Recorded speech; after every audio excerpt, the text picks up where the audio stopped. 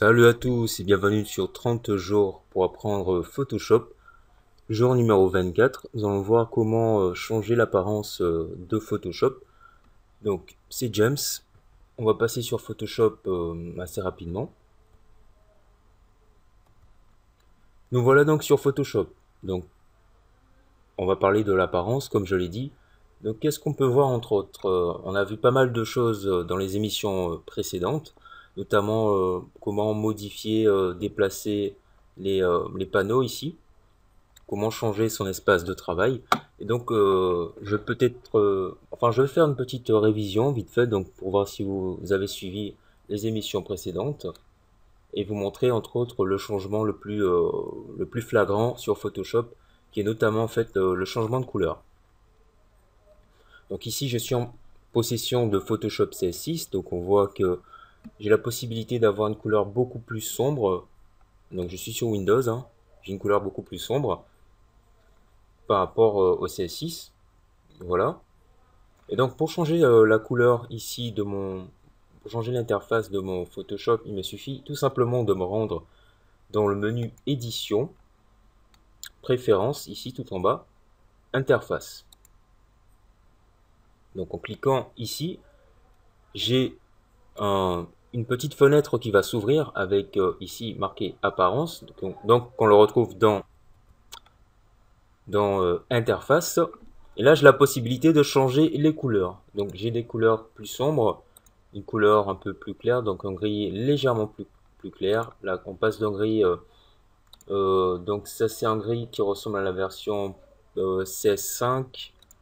CS5, enfin je suis plus trop sûr, c'est plus trop ressemblant, donc je me rappelle plus trop parce que j'utilise plus ces versions. Donc vous avez la possibilité également dans les versions CS4 à CS5.5 également. Donc pour le reste, je suppose que oui. Je suis pas trop sûr parce que je ne l'utilise pas. Je n'ai pas utilisé les versions au-delà de la CS4. Voilà. Et donc tout simplement, il suffit de changer la couleur du thème, ensuite de valider. Donc également ici, on a une possibilité de changer le mode, donc la couleur du mode des fenêtres standard ici. Donc passer en noir, comme ceci. Ajouter nombre porté ou changer la couleur.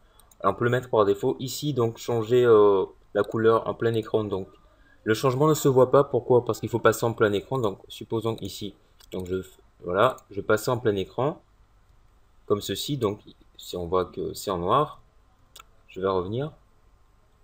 Ouais, interface, voilà. Et donc en plein écran, c'est en noir et je vais plutôt le mettre par défaut. Donc voilà. Après, il vous suffit tout simplement de sauvegarder.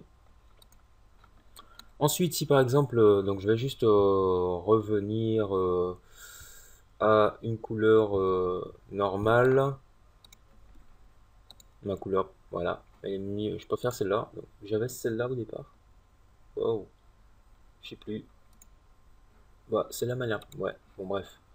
Voilà, donc je peux aussi changer la couleur ici de mon panneau de fenêtre en effectuant un clic droit, donc en changeant la couleur ensuite, hein, personnaliser, je peux choisir une couleur personnalisée et tout, valider, donc je vais laisser par défaut, voilà tout simplement.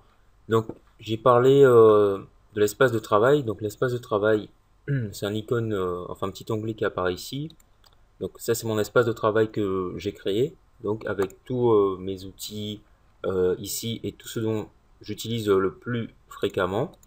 Il y a des espaces de travail pour la 3D, pour le mouvement, la peinture, la photographie, donc ça regroupe essentiellement tous les outils nécessaires au travail lorsqu'on veut travailler sur la photographie, en l'occurrence les mouvements ou la 3D. Donc s'il y a des outils que vous souhaitez ajouter, vous pouvez créer votre propre espace personnel à partir d'un espace de travail déjà existant. Donc je ne vais pas trop revenir là-dessus puisqu'on a déjà parlé de ceci, donc je vous invite à regarder les émissions précédentes, l'émission précédente sur l'interface, hein. Après donc voilà, donc on voit ici dans l'onglet fenêtre l'espace de travail, voilà ici tout simplement. Donc pour ceux qui sont sur Mac, il y a aussi la possibilité de, en fait, je sais pas si là vous voyez, on a la barre ici, donc la barre de menu. En fait, elle se trouve tout en haut. elle se trouve collée carrément au bureau, en fait, on va dire, avec la barre de tâches, la barre démarrée. Voilà. Et donc, on a la possibilité de, je sais pas trop comment vous dire, mais d'avoir un espace vide, en fait, au milieu. C'est-à-dire, entre autres, j'aurai des onglets de Photoshop. Donc là, je peux pas le faire puisque j'ai pas un double écran. On va tester quand même. Non, ça va pas le faire. Bon, dommage. Donc, en fait, j'aurai juste le panneau outils ici, le panneau palette et la barre ici. Et donc, je peux avoir un fond vide et mon, euh, ma fenêtre avec ma composition qui sera créée quand j'aurai envie de créer une composition. Donc, c'est assez intéressant sur Mac. Moi, je trouve ça bien stylé, hein. Après, c'est au choix. Donc, il y a une option je crois, à activer. Donc, elle se trouve dans Fenêtre. Et je ne sais pas comment elle s'appelle, puisque je n'ai pas de Mac. Donc, pour ceux qui regardent l'émission et qui savent, hein, qui utilisent cette méthode, je vous invite à laisser un commentaire pour les personnes qui auraient des Mac et ne connaîtraient pas. Donc, j'espère que ça pourrait arriver sur Windows, hein, ça serait assez sympathique. Puisque le changement de couleur était présent notamment sur Mac beaucoup plus rapidement que sur Windows.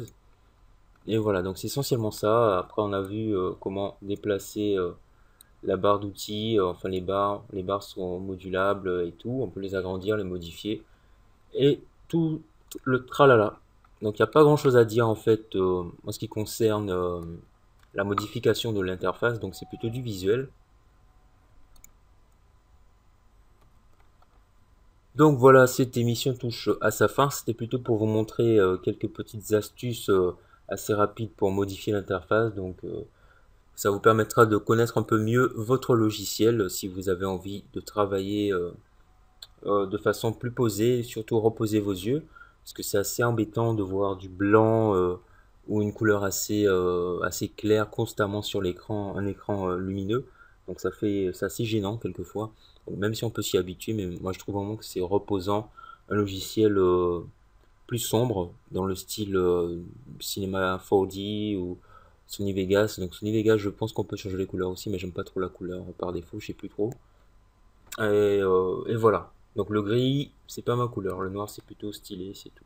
Donc c'est un gris foncé, un gris noir, et c'est cool. Donc merci d'avoir regardé cet épisode, et on se reverra dans un autre épisode. Allez, peace out.